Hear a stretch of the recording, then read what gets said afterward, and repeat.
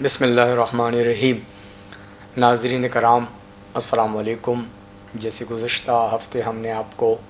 سورہ بقرہ کی آیہ مبارکہ میں اللہ تبارک تعالیٰ کا ارشاد سنایا کہ اللہ تبارک تعالیٰ فرماتے ہیں کہ رمضان مکرم وہ مہینہ ہے جس پہ ہم نے لوگوں میں روزے فرض کیے ہیں،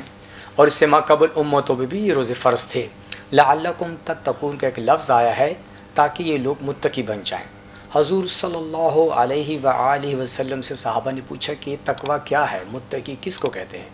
نبی مکرم صلی اللہ علیہ وسلم فرمایا کہ ایک کانٹوں بھرا جنگل ہے جس میں سے ایک شخص نے گزر کر دوسرے پار طرف جانا ہے، اور وہ جب اس جنگل سے گزرتا ہے تو لازماً کانٹے اس کے کپڑوں میں پھنستے ہیں۔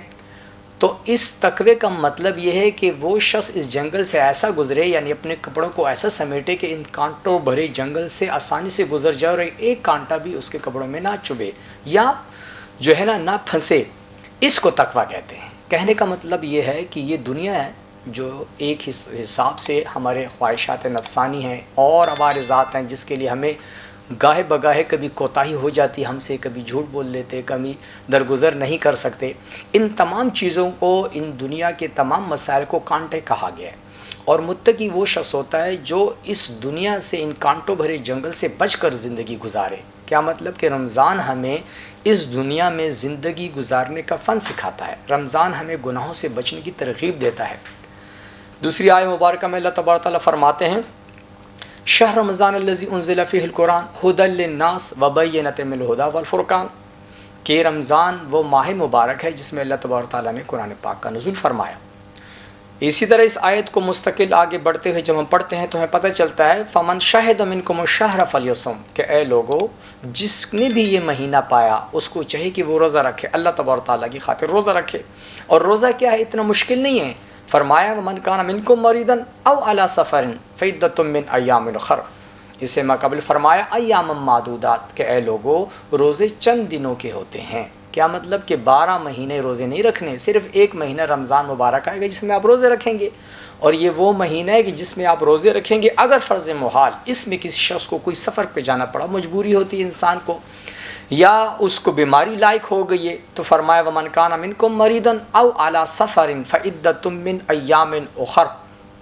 وعلی الذین یطیقونہ فدیۃ طعام مسکین فمن تطوع خیرا فہو خیر لہ وان تصوموا خیر لکم ان کنتم تعلمون۔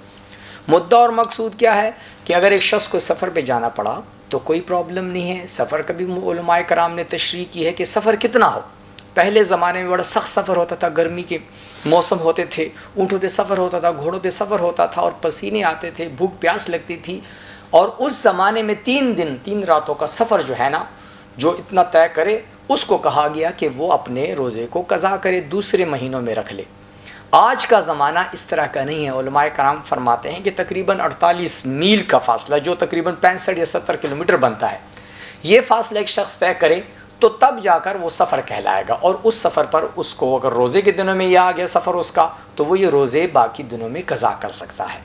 علماء کرام فرماتے ہیں بہتر یہی ہے کہ وہ روزے رکھے، کیوں کہ اس زمانے میں تو اونٹ اور گھوڑوں کا سفر تھا، اب تو اتنا آسان ہے کہ ایک انسان جو ہے سفر کرتا ہے تو اس کو گاڑی مل جاتی ہے، جہاز مل جاتا ہے، ریل گاڑی مل جاتی ہے، تو بڑی آسانی سے اس کا سفر طے ہوتا ہے، ایسا نہیں کہ گھوڑوں پہ جانا پڑے۔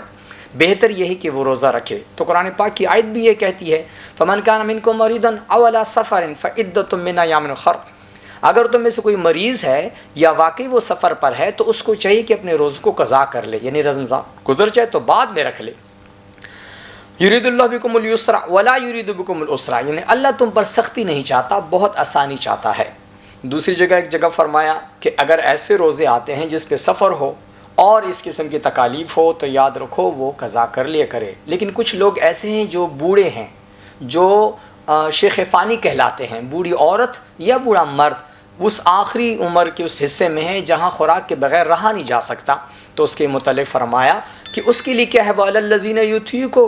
یُطِیقُونَهُ فِدیۃ طعام مسکین، کہ ایسا شخص جس کی طاقت نہیں کہ وہ روزہ رکھ سکے، بوڑھا مرد ہے یا بوڑھی عورت ہے۔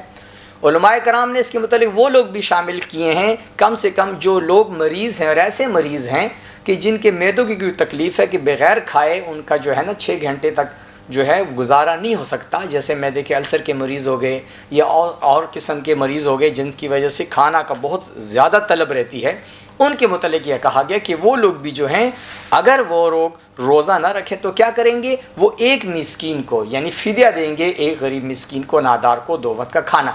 تو کہنے کا مطلب ہے کہ دین بڑا آسان ہے۔ دوسری جگہ فرمایا یرید اللہ البصر والعسر ولتکملوا العدۃ، یعنی تم لوگوں کو میں نے دین آسان کر دیا ہے اور یہ چند لمحے میں نے مقرر کیے، چند دن مقرر کیے۔ تو ہمیں چاہیے کہ رمضان کا احترام کریں، ایسا کوئی روزہ نہ چھوڑیں۔ حدیثوں میں آتا ہے، قرآن پاک کا نچوڑ یہ نکلتا ہے کہ اگر ایک شخص جان بوجھ کے ایک روزہ چھوڑے گا تو 2 مہینے مسلسل روزے رکھے گا، یعنی تب جا کر اس کا کفارہ ادا ہوگا۔ تو یہ ایک بہت بڑا خوش قسمتی کی بات ہے کہ اللہ تبارک تعالیٰ نے ہمیں یہ مہینہ نصیب کیا جس کی وساطت سے اللہ تبارک تعالیٰ ہمارے گناہ بخش دیتا ہے۔ دعا فرمائے کہ اللہ تبارک تعالیٰ ہمارے گناہوں پر مغفرت کرم فرمائے اور ہمیں اچھے اعمال کرنے کی توفیق عطا فرمائے۔ وما علینا الا البلاغ۔